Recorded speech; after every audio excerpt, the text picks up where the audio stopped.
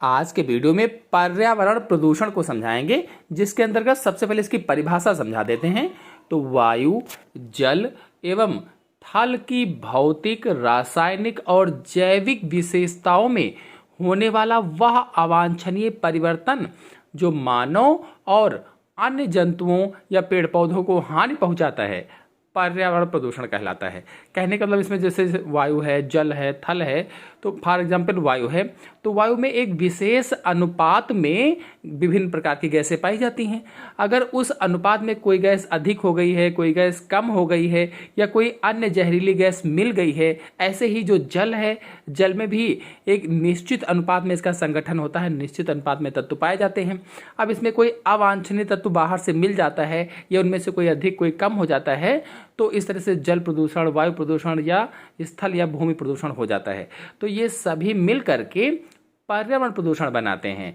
यानी इन सभी में होने वाला अवांछनीय जो परिवर्तन होता है, वह परिवर्तन मानव और अन्य जीव जंतुओं के लिए हानिकारक होता है, उसे ही पर्यावरण प्रदूषण कहा जाता है। चलिए जानते हैं पर्यावरण प्रदूषण के कारण कौन कौन से होते हैं। तो पहला कारण है औद्योगिकरण। तो उद्योगों से निकलने वाला कचरा वायु और जल दोनों प्रदूषण का कारण बनता है। यानी उद्योगों से जो निकलने वाला धुआं है वो वायु को प्रदूषित करता है। जो धुआं निकलता है वायु को प्रदूषित करता है, हवा को प्रदूषित करता है और अम्लीय वर्षा का लिए जिम्मेदार होता है। यानी अम्लीय वर्षा होती है इसके कारण। और उद्योगों से जो पानी निकलता है, अपशिष्ट जहरीला पदार्थ जो निकलता है, वो जल में मिल जाता है। इस प्रकार से जल भी प्रदूषित हो जाता है और जल के प्रदूषित होने से जो जलीय जीव होते हैं उनको नुकसान होता है। तो इस तरह से औद्योगिकरण भी पर्यावरण प्रदूषण का कारण है। फिर दूसरा है आधुनिकीकरण।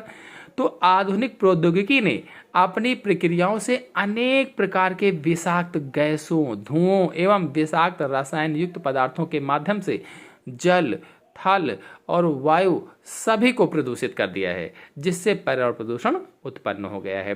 अब जैसे कोई कम ही दूरी जाना चाहता है तो वो साइकिल से नहीं चलता है, गाड़ी से चलता है थोड़ी दूर जाने के लिए, जिससे वाहन का प्रयोग करता है।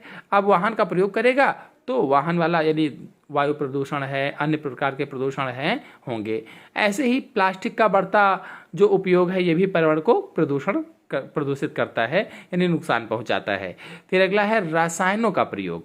तो रासायनिक उर्वरक और कीटनाशक मिट्टी की उर्वरता को नुकसान पहुंचाते हैं। जो लोग रासायनिक उर्वरक डालते हैं, जैसे यूरिया है, डाया है, ये सब क्या है, रासायनिक उर्वरक होते हैं। और फिर कहा गया कीटनाशक, यानी जो कीड़े लग जाते हैं, खेतों में कीट लग जाते हैं, उनको मारने के लिए कीटनाशक का जो उपयोग किया जाता है, दवाओं का जो प्रयोग किया जाता है। तो ये उपयोग तो आप करते हैं लाभ के लिए, लेकिन इससे हानियां भी हो जाती हैं, नुकसान भी पहुंचाते हैं। ये जीवाश्म ईंधन के जलने से जहरीली गैसें निकलती हैं। जो फॉसिल फ्यूल होते हैं, इनके जलने से क्या होता है, जहरीली गैसें निकलती हैं, जो बाद में अम्लीय वर्षा यानी एसिड रेन का कारण बनती हैं और ग्लोबल वार्मिंग को भी बढ़ाती हैं। ये सब पर्यावरण प्रदूषण फैलाती हैं। फिर अगला है प्राकृतिक कारण। तो कभी कभी प्राकृतिक आपदाओं जैसे भूस्खलन है, बाढ़ है, ज्वालामुखी है आदि भी पर्यावरण प्रदूषण को बढ़ाता है, यानी पर्यावरण प्रदूषण के लिए जिम्मेदार होता है। ये मिट्टी के कटाव, जल प्रदूषण, वायु प्रदूषण आदि के लिए भी जिम्मेदार होता है और इस तरह से पर्यावरण प्रदूषण फैलता है। इन सब के अलावा वृक्षों की अंधाधुंध कटाई भी पर्यावरण प्रदूषण को बढ़ाती है। वृक्षों की अंधाधुंध कटाई और साथ ही साथ जनसंख्या वृद्धि भी पर्यावरण प्रदूषण को बढ़ाती है। चलिए अब जानते हैं कि पर्यावरण प्रदूषण के प्रकार कौन कौन से होते हैं। तो पर्यावरण प्रदूषण के मुख्य रूप से 4 प्रकार होते हैं। नंबर 1 वायु प्रदूषण, नंबर 2 जल प्रदूषण, नंबर 3 मृदा प्रदूषण और नंबर 4 ध्वनि प्रदूषण। यदि इन सभी प्रदूषण को डिटेल से समझना चाहते हैं कि वायु प्रदूषण क्या है, इसके स्रोत क्या है, इसके कारण क्या है, इसके बचाव के उपाय क्या है, तो सब मेरे चैनल में अलग अलग अपलोडेड हैं, आप लोग जाकर के देख सकते हैं। फिलहाल यहाँ पर पर्यावरण प्रदूषण के अंतर्गत मैं संक्षिप्त रूप से इनको समझाऊंगा। तो पहला है वायु प्रदूषण। वातावरण की वायु में होने वाला अवांछनीय परिवर्तन वायु प्रदूषण कहलाता है। जो वातावरण में वायु है उसमें अगर अवांछनीय परिवर्तन हो जा रहा है तो वायु प्रदूषण होता है। मतलब मैंने बताया था कि जो वायु है, वायु में विभिन्न प्रकार की गैसें पाई जाती हैं और वो गैसें निश्चित अनुपात में होती हैं। लेकिन यदि उसमें से कोई गैस अधिक हो गई, कोई गैस कम हो गई या कोई अन्य जहरीली गैस मिल गई तो उसे ही वायु प्रदूषण कहा जाता है। जब धुआं और जहरीली गैस हवा में मिल जाती हैं तो वायु प्रदूषण को जन्म देती हैं और प्रदूषित वायु में कार्बन मोनोऑक्साइड, सल्फर डाइऑक्साइड जैसी विभिन्न जहरीली गैसों के नाम बताएं। ऐसी और भी बहुत ही जहरीली गैसें होती हैं जो सभी जीव जंतुओं को हानि पहुंचाती हैं। वायु प्रदूषण से श्वसन संबंधी बीमारियां हो जाती हैं। फिर दूसरा है जल प्रदूषण। तो जल में होने वाला अवांछनीय परिवर्तन जल प्रदूषण कहलाता है। मैंने आपको बताया था कि जल में जो जल का संगठन है उसमें जो तत्व पाए जाते हैं वो एक निश्चित अनुपात में होते हैं। यदि उनमें से कोई अधिक हो गया, कोई कम हो गया या कोई अन्य जहरीला तत्व मिल गया तो जल प्रदूषण हो जाता है। और जब जल में अशुद्धता, अपशिष्ट, विषाक्त पदार्थ मिल जाते हैं तो क्या हो जाता है? जल प्रदूषित हो जाता है। लोग नदी, तालाब, नहर, समुद्रों में कचरा, प्लास्टिक आदि डालते रहते हैं जिससे जल दूषित होता रहता है। और जल के दूषित होने से उसके अंदर जो जीव जंतु रह रहे हैं उनको भी हानि पहुंचती है। इस प्रकार से जल प्रदूषण से हैजा, पीलिया अनेक बीमारियां हो जाती हैं। फिर अगला है मृदा प्रदूषण या भूमि प्रदूषण। तो मृदा में होने वाला अवांछनीय परिवर्तन मृदा प्रदूषण कहलाता है। अपशिष्ट और अजैव निम्नीकरण पदार्थों को मिट्टी में मिलाने से मिट्टी या भूमि प्रदूषण होता है। अजैव निम्नीकरण कचरा मिट्टी को बंजर बना देता है और मिट्टी में जहरीले पदार्थों की उच्च सांद्रता पौधों और मनुष्यों दोनों के लिए हानिकारक होती है। फिर अंतिम है ध्वनि प्रदूषण। किसी भी प्रकार के अनुपयोगी ध्वनियों को ध्वनि प्रदूषण कहा जाता है। अनुपयोगी यानी उपयोगी ना हो, जिससे मानव और जीव जंतुओं को परेशानी होती है। इससे यातायात के दौरान उत्पन्न होने वाला शोर मुख्य कारण है और ध्वनि प्रदूषण से बहरापन, चिड़चिड़ापन जैसी अनेक बीमारियां हो जाती हैं। चलिए जानते हैं कि पर्यावरण को प्रदूषित करने वाले प्रमुख पदार्थ कौन कौन से होते हैं, यानी पर्यावरण प्रदूषक कौन कौन से होते हैं। पहला है जमा हुए पदार्थ जैसे धुआं, धूल आदि।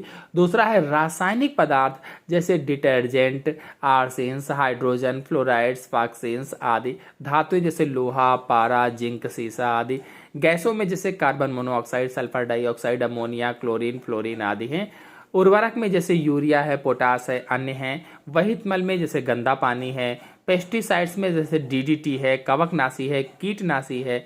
ऐसे ही ध्वनि, उष्मा और रेडियोएक्टिव पदार्थ ये विभिन्न प्रकार के पर्यावरण प्रदूषक होते हैं। चलिए जानते हैं कि पर्यावरण प्रदूषण का भविष्य पर प्रभाव क्या पड़ेगा। तो पर्यावरण प्रदूषण के प्रभाव में भविष्य की कल्पना हृदय विदारक है। अगर पर्यावरण काफी हद तक प्रदूषित होगा तो हमें सांस लेने के लिए ऑक्सीजन किट अपने साथ रखनी होगी। शुद्ध पानी पीने के लिए हमें एक एक बूंद की कीमत चुकानी पड़ेगी। इसके अलावा मनुष्यों का जीवन काल कम हो जाएगा और वे कई खतरनाक बीमारियों के शिकार होंगे। पारिस्थितिकी तंत्र का संतुलन बुरी तरह से क्षतिग्रस्त हो जाएगा और हमें जीने के लिए संघर्ष करना होगा। एसिड रेन का बढ़ता असर इस धरती पर हर जीवन को खत्म कर देगा। चलिए जानते हैं कि पर्यावरण प्रदूषण का नियंत्रण और इसकी रोकथाम कैसे करेंगे। कुछ बातों का पालन करके और स्वस्थ आदतों को अपनाकर हम पर्यावरण प्रदूषण को कम करने में आसानी से योगदान दे सकते हैं। जैसे साइकिल को प्राथमिकता दें, यानी साइकिल का अधिक प्रयोग करें और प्लास्टिक का अधिक उपयोग करने के बजाय बायोडिग्रेडेबल उत्पाद चुनें। कागज का अधिक प्रयोग करें, लिफाफे का प्रयोग करें। अगला, अशुद्ध और जहरीले रसायनों को जल निकायों में प्रवाहित करने से पहले उनका उपचार करें। जल निकाय यानी नदी, तालाब आदि जो होते हैं उनमें जहरीले रसायन न डालें। अगला, अधिक से अधिक पेड़ लगाने के लिए लोगों में जागरूकता फैलाएं, यानी ज़्यादा से ज़्यादा पेड़ लगाएं, पेड़ों की कटाई ना करें। अगला, नवीनीकरणीय संसाधनों का उपयोग करें और जीवाश्म ईंधन के उपयोग को सीमित करें, यानी जीवाश्म ईंधन का उपयोग अधिक ना करें। फिर अगला है रासायनिक उर्वरकों के उपयोग को कम करके जैविक खेती को बढ़ावा दें, यानी गोबर की खाद वगैरह डालें, कंपोस्ट खाद वगैरह डालें, रासायनिक उर्वरक का प्रयोग ना करें। आशा है आपको अच्छे समझ में आ गया होगा। धन्यवाद।